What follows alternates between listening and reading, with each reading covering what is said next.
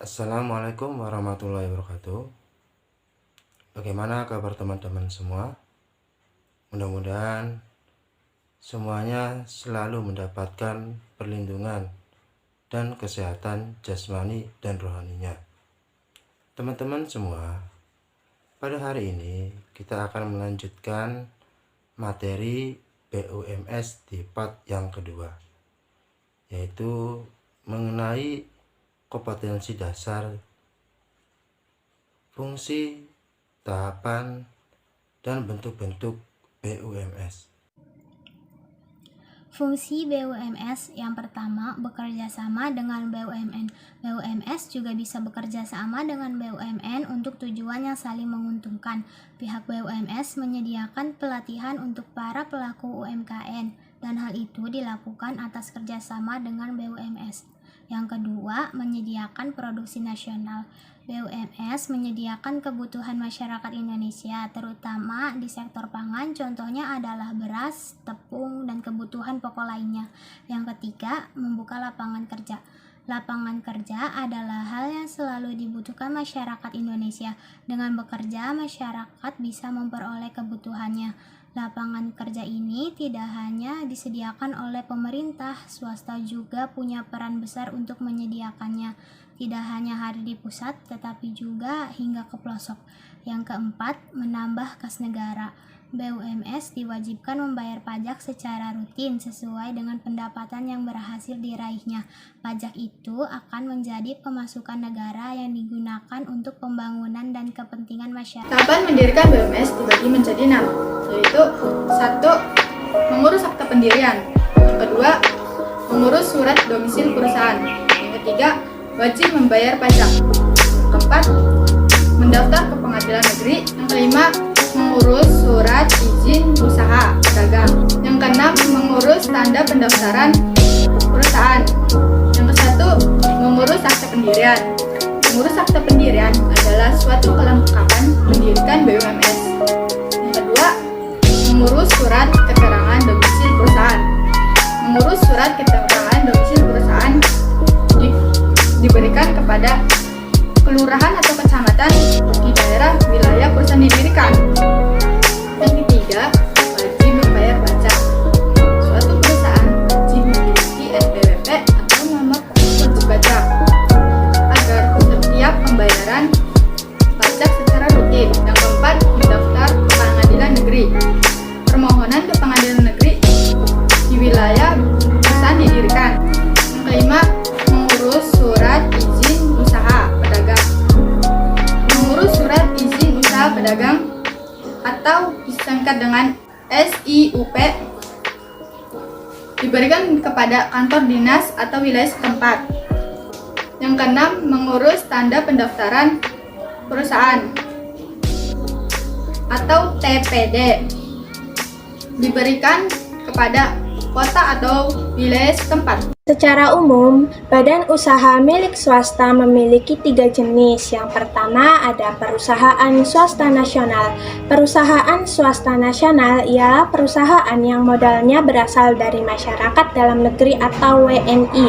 Nah, di sini ada perseroan terbatas. Perseroan terbatas atau yang biasa disebut dengan PT ini ialah perusahaan swasta nasional yang permodalannya dimiliki oleh satu orang atau lebih warga negara Indonesia. PT memiliki 3 kategori. Yang pertama ada PT terbuka. PT terbuka ialah PT yang menjual sahamnya kepada masyarakat melalui pasar modal.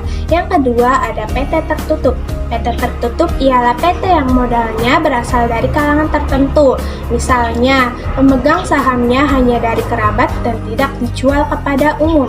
Yang ketiga ada PT kosong. PT kosong ialah PT yang sudah tidak aktif lagi menjalankan pekerjaannya dan hanya tinggal nama saja. Jenis yang kedua ialah perusahaan swasta asing. Perusahaan swasta asing ialah perusahaan yang modalnya berasal dari masyarakat luar negeri. Sebagai contoh, Korea menanamkan modal serta mengimplementasikan perusahaannya di Indonesia. Perusahaan swasta asing juga memiliki kelebihan dan kekurangan. Kelebihannya yang pertama ialah dapat menambah jumlah devisa negara dan juga dapat meningkatkan taraf hidup karyawan. Sedangkan kekurangannya yaitu sebagian besar keuntungan mengalir ke luar negeri dan juga dapat merusak ekonomi serta politik negara. Saya akan melanjutkan materi BUMS jenis-jenis. Jenis yang ketiga adalah badan usaha campuran. Badan usaha campuran adalah suatu badan yang dimiliki, dikelola, dan dikendalikan oleh pihak swasta dan pemerintah. Tujuan badan usaha campuran adalah untuk mengoptimalkan pelaksanaan usaha secara efektif dan efisien sehingga mencapai laba yang sebesar-besarnya. Adapun kelebihan dan kekurangan badan usaha campuran. Kelebihan badan usaha campuran adalah 1. Mudah mengumpulkan modal.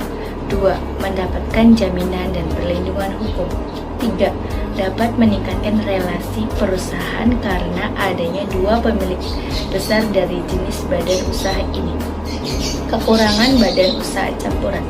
Pertama, karena dimiliki secara ganda, maka seringkali terjadi perdebatan antara kedua belah pihak, yakni pihak swasta dan pemerintah. Kedua, adanya sikap saling mendominasi sehingga seringkali menghambat perkembangan perusahaan. Di dalam bentuk-bentuk BUMS yang pertama ada perusahaan perorangan. Perusahaan perorangan adalah perusahaan swasta yang didirikan dan dimiliki oleh perusahaan perorangan. Pemilik perusahaan bertanggung jawab secara penuh terhadap pengelolaan, kelangsungan, dan risiko usaha. Perusahaan ini biasanya memiliki modal sedikit dengan pengelolaan bersifat sederhana. Contoh lain perusahaan perorangan adalah warung, rumah makan, bengkel, dan salon. Jenis kegiatan usaha yang dilakukan perusahaan perorangan bermacam-macam mulai dari sektor industri mikro, kecil, dan menengah UMKM, sektor perdagangan, dan sektor jasa.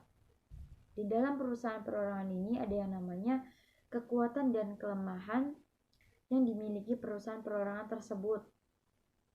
Yang pertama, kekuatan perusahaan perorangan.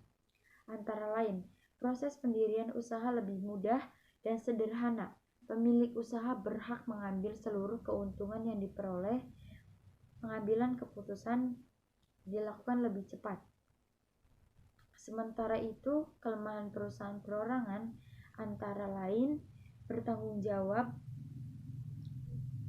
pemilik tidak terbatas, sehingga kekayaan pribadi sebagai jaminan utang perusahaan, termasuk jika perusahaan pilot modal perusahaan jumlahnya kecil karena sumber modal perusahaan hanya dapat kemampuan pemilik, serta pemilik perusahaan biasanya kurang memiliki keahlian dan keterampilan usaha.